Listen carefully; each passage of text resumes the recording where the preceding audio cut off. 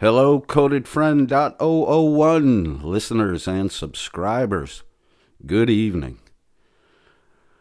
I had a busy night at work last night. I didn't get home till about 5 o'clock in the morning, and I caught one video from Delete Laws last night, and I knew that by the time I got home it was going to be deleted or privated or, just not available for me to get my hands on. There are people who did get it. They're talking about it. I look forward to the analysis they do, or just the fun poking that happens on little Cholitos. I don't know. Increased stupidity. This guy gets dumber by the day. It's amazing. It is absolutely amazing. If you could do something wrong, trying to achieve an end result, if you could do something wrong in the process of getting there, Chili DeCastro is the guy that will do something wrong. Everything he does, wrong step, wrong step, wrong step, associated with the wrong people who he thinks are going to help him, but have they're just bluff. They have no real knowledge. So, that's going on again. And I look forward to the content that's put out on those two videos. And I'm begging, if anyone has a copy they want to share, shoot it my way. Drop me a note. You can get the email address for codedfriend.001 on the About page on our YouTube channel. And if anybody hooks me up with that, I'd greatly appreciate it. I'll hold it and my commentary until you've presented your materials. I won't, simultaneously put anything out to compete with anybody. You got what you got, break what you got, have fun with it, because there's a lot there. There's a lot there, and there's surface obvious, and then there's some undertone stuff underneath that I'd like to address. So if anybody can help me out with that, greatly appreciate it. If you don't, well, it's an opportunity that'll slide by me. That being said, I was hanging out when I got up this morning. When I'm in the U.S., I stay with my mom. My father passed away in July, and my mother's on her own. I'm not too thrilled about that. I'm 6 months in the U.S., and I'm 6 months in Southeast Asia. I'm married to a beautiful Southeast Asian woman. We have a son who will turn 6 at the end of March, who's growing like a weed. Oh my God, this kid is growing amazingly. I think he's drinking like $30 worth of milk a week. It's just insane what my son is consuming, and, the way his body's just growing. That's just a beautiful thing. My life radically changed when I met my wife. And my wife and I I'll tell you a little bit about myself. My wife and I had a very unusual courtship. I was introduced to my wife. She was in Southeast Asia. I think definitely at the time, she was working for a semiconductor manufacturer in Taiwan. She's not Taiwanese. She's not from Taiwan. But there's a lot of immigrant work in Taiwan in the tech industry. And my wife had a really good job. In fact, she was, for a little bit before I even knew her, she was in Korea for a couple years. She was in Japan for a couple years. And then when I met her, she was in Taiwan working for a semiconductor manufacturer. She was a quality control expert, ran the X-ray equipment that checked the chips for faults and defects, and then she would approve batches of chips that went out, to be used in electronic devices. So my wife and I met. We literally talked for 4 years before we physically were together.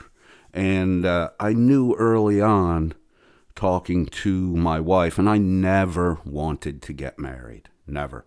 In fact, all the relationships I had from my 20s to, where I am currently, they were all pretty long-term relationships, and they all ended for kind of the same reason. I did not want to have children. And even the women I was with, they knew I didn't want that. And they knew that I wasn't going to marry anyone, because if I didn't want children, why would I want to be married? And that the push to get married was kind of what ended most of the relationships I had, because I was just unwilling to. And I understand it as I'm older now. There's just a kind of a building tension over that issue, even if the female I was with, knew going into the relationship that I was never going to get married and that I had no desire to have children. They still chose to be with me, but year over year, the pressure from family members, when are you going to get married, all that stuff, and then the female herself would start with the when are we going to get married stuff, and I just mentally I wasn't there.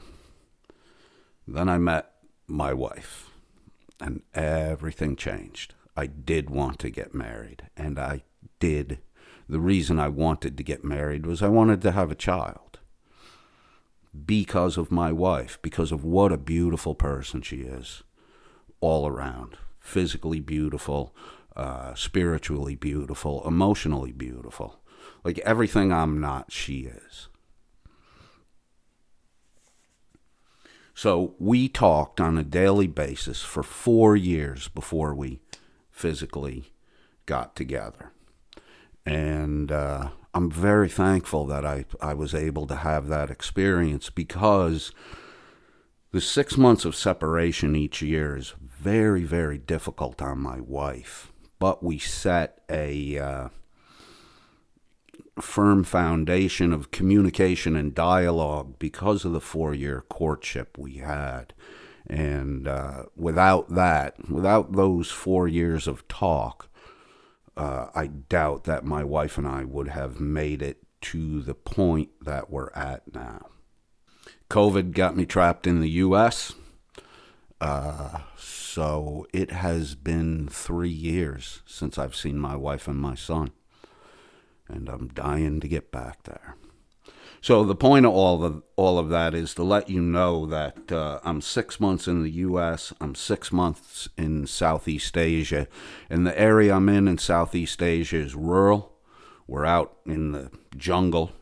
I do have a beautiful piece of farmland that was my wife's great-grandfather's allotment for military service, who her uncle ran into debt, never made payments on. He borrowed against the property, never made payments on. And my wife and I decided the year before we got married that we were going to live in her home country, and we would pay the debt off on the property, and we would take over the farm and hopefully turn it into something that works. And we're struggling with that right now.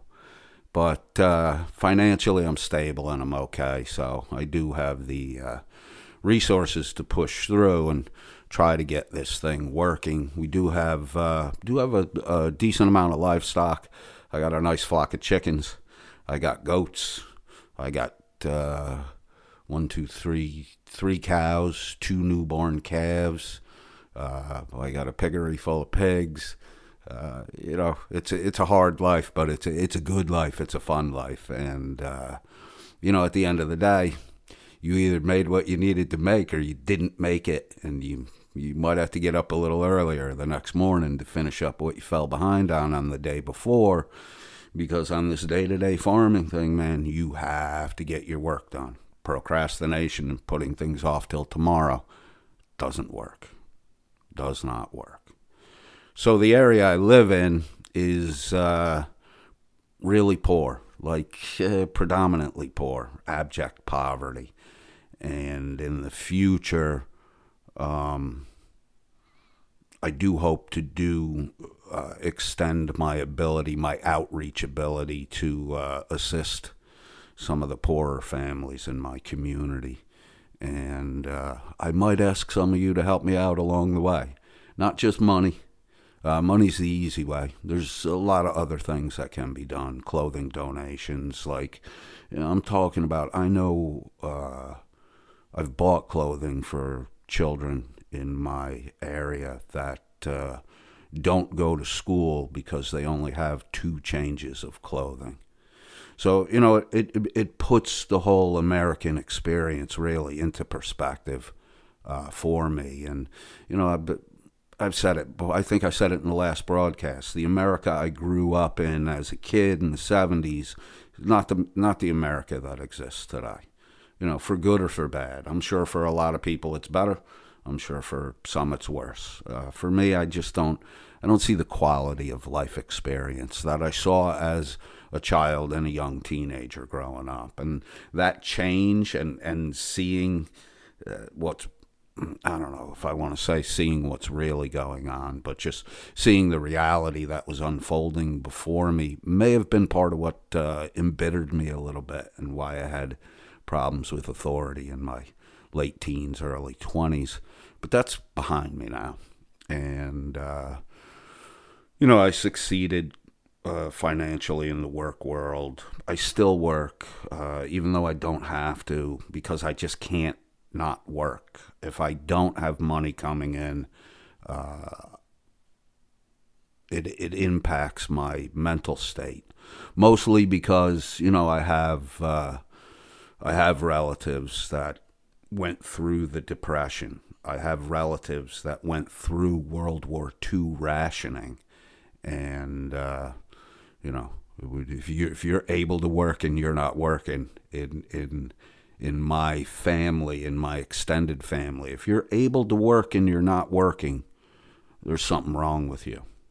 I come from that old Irish culture, that mental attitude of sensible shoes. Like, around my people, if you own more than 2 pairs of shoes, your life is extravagantly fucked up. You're doing something wrong. Like, that's the predominant thing, is, to live more of a Spartan style life. And I'm comfortable with that. I grew up in suburbia. I worked in, New York City, major metropolitan. My grandparents had a place in Pennsylvania in the Poconos Mountains, pure farm country.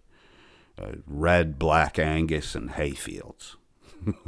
That's about all there was. And as a kid running through that stuff, my grandparents had acres of land, and the farm next to me had a kid who was my age, and I used to hang out with him for a month every summer.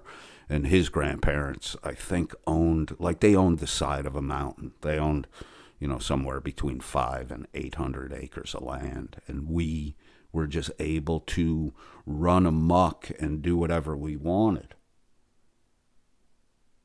So as I get older, I tend to gravitate away from the suburban and urban, and I definitely have more of a country, rural mindset. So there are people in my wife's home country, which I do consider to be my home, because that's where my heart is. That's where my wife and my son are. So home is where the heart is.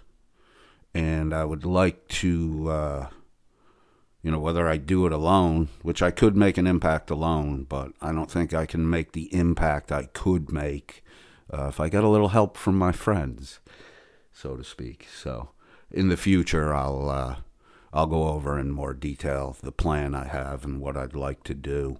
I did set up a very nice aquaponic system where I think I started with like 25 tilapia fingerlings, and I literally can't keep up with the fish I'm breeding.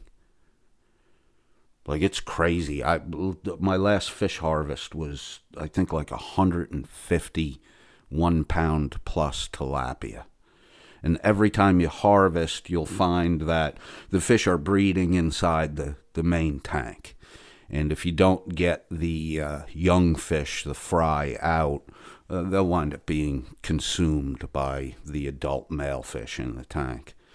So every time we harvest fish, I wind up with, 200-300 more little fry for my my next batch to grow and harvest. Sorry about that. My screen timed out on me, and we are back. So, yeah, that's that. I'm going to start babbling in a second here. A couple other things I wanted to touch on real quick. There is a little small channel that's sniping at Merb because Merb Beast, who, I really enjoy Merb's content. I really do. I've learned a lot from watching his videos, his sense of humor. I think I'm on track with, and I enjoy very well. Very well. It's very subtle. Merb, I don't want to say joking around. It's kind of a sardonic irony, I think I'm picking up on with him. Like, Merb's humor is intellectual. It's easy to miss it. I mean, sometimes he just blatantly mocks, but there's an undertone of very subtle humor in his presentations, and I do enjoy that very well. And I think if you're the type of person, especially if you're not embedded or engulfed in American culture, say you're in a European country, the sense of humor is different. You might not be picking up on, what Merb's doing. And there's another thing with Merb that I'm very much reminded of a Nietzschean attitude, the German philosopher Nietzsche, when I listen to Merb. I don't think Merb is out to give answers. Nietzsche wrote in a aphoristic style. And Nietzsche's goal was not to give answers, which most of philosophy is, to give answers. Nietzsche was the youngest ever department chair in the history of Basel University in Switzerland, which at the turn of the century, 1800s to 1900s, was, one of the premier academic places in the world. And Nietzsche was the chair. He was the head of the philology department, which is the study of antiquities. It's not philosophy. It has more of a history and literature orientation to it. So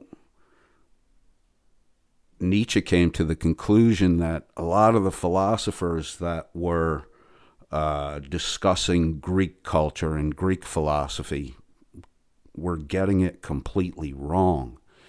And he shifted into the philosophical. Nietzsche wasn't out to answer questions, which is what a lot of philosophy is trying to do. Nietzsche was out to promote a system of asking better questions. And I think whether Merb knows it or not, he may be doing it intentionally. He might not. It might just be part of his nature and his character. I don't know.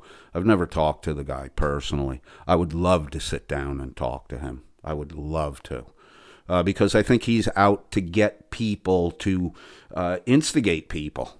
Kind of, jab you in the ribs with a thumbnail and get you to move a little bit. What the fuck, Wake up. Ask a better question. Ask a better question. Because the questions that are being asked are sometimes not. They don't show any intelligent design to them. I've said it before in the past. If you're going to engage in the dialogue and you want to get to the point where you have a positive outcome, you have to listen to understand. It's like reading. The first time you read something, you're not comprehending. You might comprehend a piece here, a piece there. You might comprehend the 30,000-foot view, but you'll not be comprehending the subtleties on a first read. So the first reading is apprehension. The second reading and all subsequent readings are for comprehension. So if someone's talking, it's the first time you're hearing them talk about a particular topic or an incident, you have to listen. You have to listen. You have to listen to apprehend. You should actually listen a second time because you'll find you have way greater comprehension after the second listen. So if you were listening to Merb or any other person with the objective to comprehend what they're saying, you're not going to jack into shit in the middle of stuff and pick out some picayune little detail and start arguing about that little detail and blah, blah, blah. You're not comprehending. You're listening to find something to object to. It's not a good way to approach a dialogue, a debate, or proper argumentation.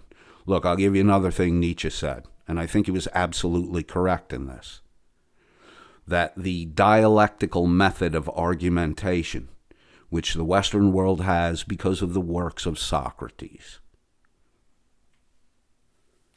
In Greek society, the dialectic, Socrates didn't invent it. It was there before Socrates.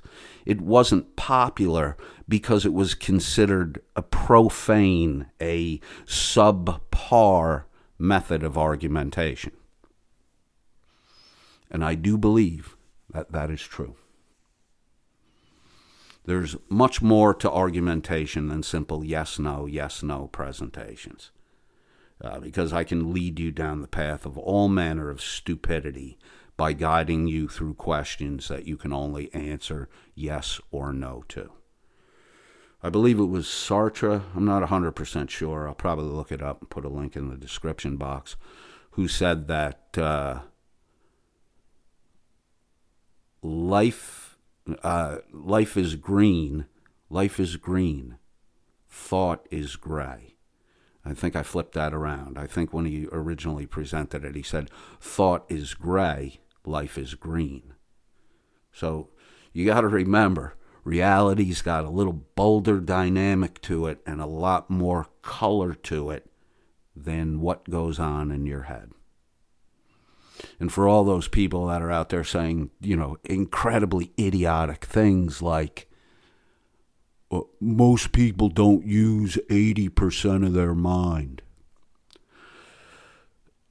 A huge component of what goes on in your brain. This is William James, John Dewey, Oliver Wendell Holmes, the American pragmatists. Reality, the stream of consciousness that's pounding at you. Noise, sight, sound, hearing, smell, taste. I mean, if we experienced everything that was coming at us simultaneously, we would literally be overwhelmed and cowering in a corner. A lot of what the brain does is filter out noise. And by noise, I mean information that you can't really use.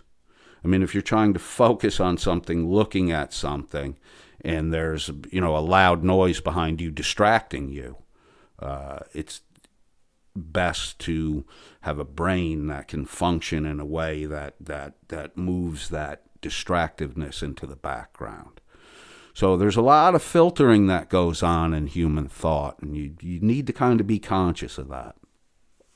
Sometimes we only see what we want to see, and we only hear what we want to hear. And that's why the argumentation, if it's done properly, should open our perspective and allow us to see, hear, feel, and think in a bigger way, a broader way, and hopefully a better way than we're used to or prone to do. And that's one of the reasons why I enjoy Merb and his commentaries so well, because it's so different from the way I think, but I understand some of the modalities and methodologies that are going on with Merb. And that being said, there's a tiny, teeny little channel from some country across the pond that, I've heard talk of, but, I've never seen any great accomplishment from any of them. Though, in America, they do make some of the best grape jelly ever, the namesakes of this country. So they have that going for them, grape jelly. Because, what's an English muffin or toast in the morning without a really good grape jelly on it? So the grape jelly guy over there is sniping at Merb with his 160 subscriber channel, and the couple hundred views he gets. And he's sniping at Merb because Merb was critical of, a larger channel that this guy's associated with. Figure it out yourself. I don't want to piss people off. I just want to point out things that, are kind of dopey.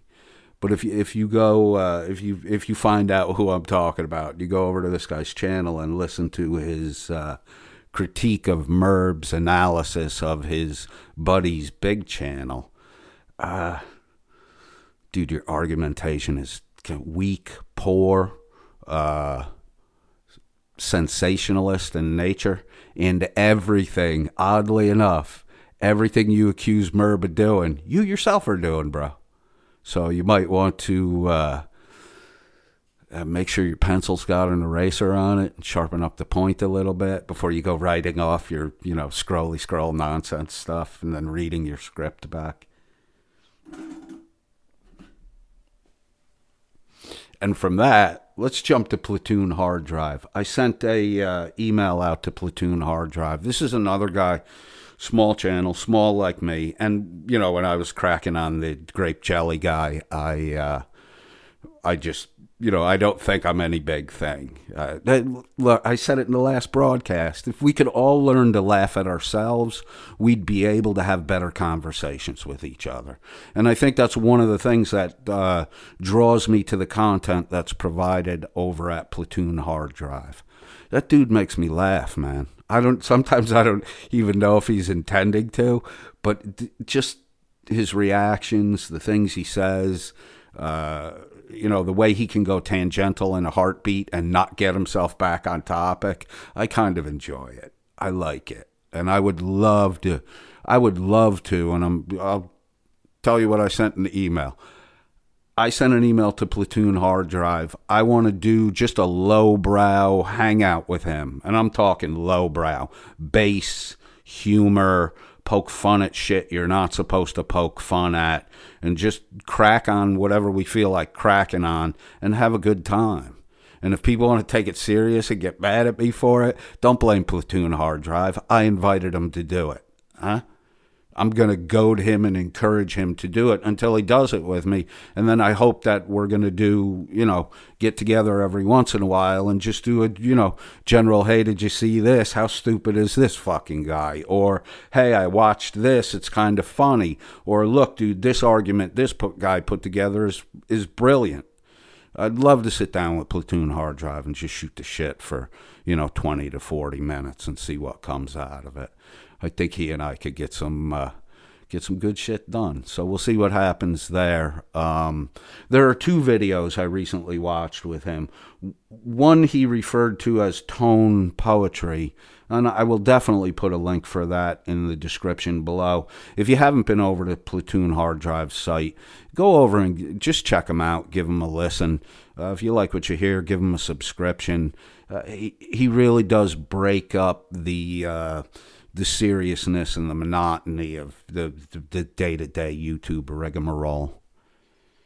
So, Platoon Hard Drive, man, I appreciate your videos, dude. I love your sense of humor. I love how you can be, just level tone, in focus, all serious, and then, break out into laughter on some goofy little joke. It's amazing. So Platoon Hard Drive did a video, and he just pulled random Yelp recordings and used them as though they applied to his YouTube channel. One of them was like a dry cleaning review.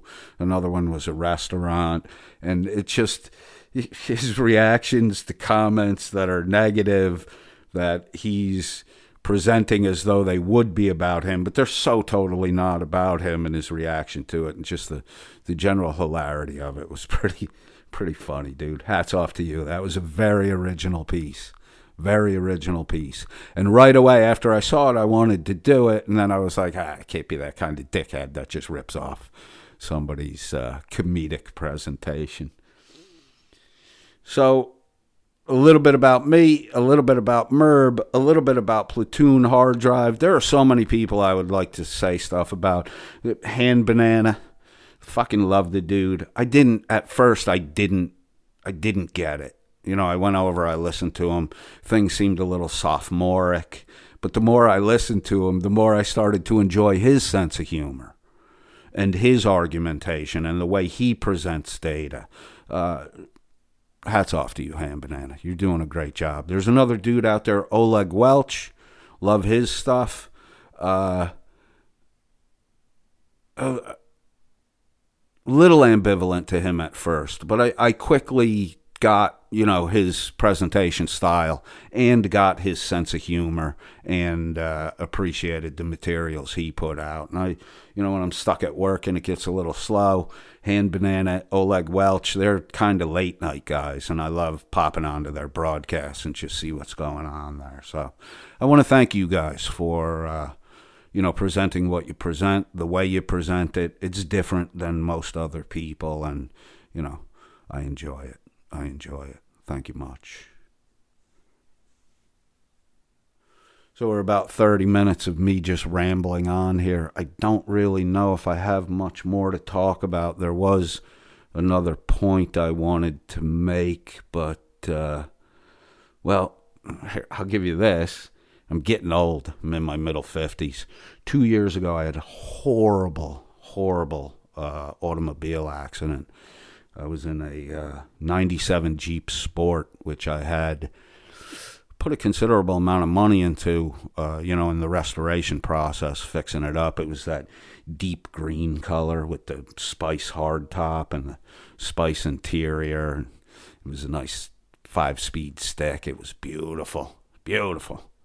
And I was heading home from work. I was on the highway, 8 lanes of traffic blocked up due to a car accident. I was slowing down, and somebody was, had jacked on their brakes, and they were in the slide, and they kind of barely clipped the front end of my Jeep, which I wasn't super happy about, but we were both pulling over to the side of the road, and I was getting out of my Jeep, which is slightly jacked up. I think I had 3 inches of body lift on it, and probably maybe a little more than 2 inches of suspension lift. And I was getting out, and someone ran right into the back of my Jeep on the shoulder of the road. It was a Honda Civic. It went under the Jeep. It literally shoved the rear axle up under the front seat. I mean, this person was easily doing 90, almost 100 miles an hour when they hit me. I went airborne, Superman style. I don't remember any of this. I don't remember the Honda Civic that hit me. My last memory was opening the door to get out of the Jeep to talk to the guy who had just clipped my front fender. So when the Honda Civic ran into the back of me, I went airborne. I went Superman.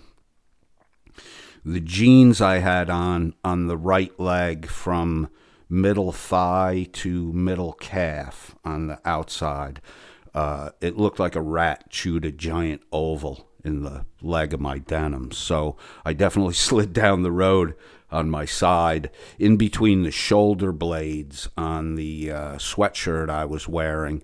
Again, it looked like a rat chewed a giant hole in the back of my sweatshirt. So I somehow managed to slide on my side and on my back.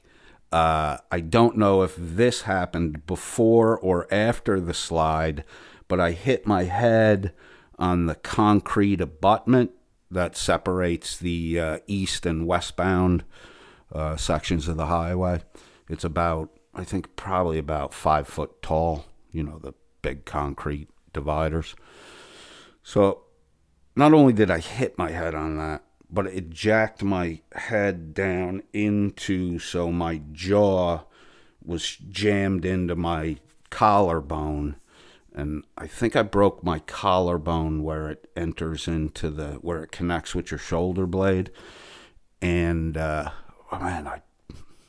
2 years later, I'm losing teeth in the back of my head because I broke them from the impact of my jaw smacking shut. And I had I'll probably put a picture of it up. I had a road rash style abrasion with a huge gash in my forehead where, because of the road rash on the forehead, there wasn't enough skin left to get a good stitch together. So I have an Inglorious Bastard style scar on my forehead, which luckily, due to the use of a lot of cocoa butter and vitamin E oil, has disappeared a bit. Still slightly visible, but it's disappeared a bit. So, and in all that, I kind of over the last because at this point in time, 2 years later, and on December 14th, it'll be 2 years since the accident, I'm just able to run again. Like, the doctors were amazed that after 2.5 months, I was up and walking, because there was some thought that I, might not have been able to walk without, a walker or a cane at best. And I'm at the point 2 years later where I'm trying to get back to the point where I can, run again. And I mean, I want to go out and run 4 or 5 miles. I'm getting a little fat around the waistline because I haven't been able to be as active as I used to be. And I don't even know what the point of explaining my car accident was. I get it. I'm a little bit forgetful from time to time because I took a big bash to the head.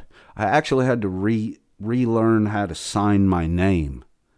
Like, I couldn't sign my name after the car accident. I had to, I would hold the pen and put the pen to paper, and my hand wouldn't move. Like, I wanted to sign my name, but my hand wouldn't move.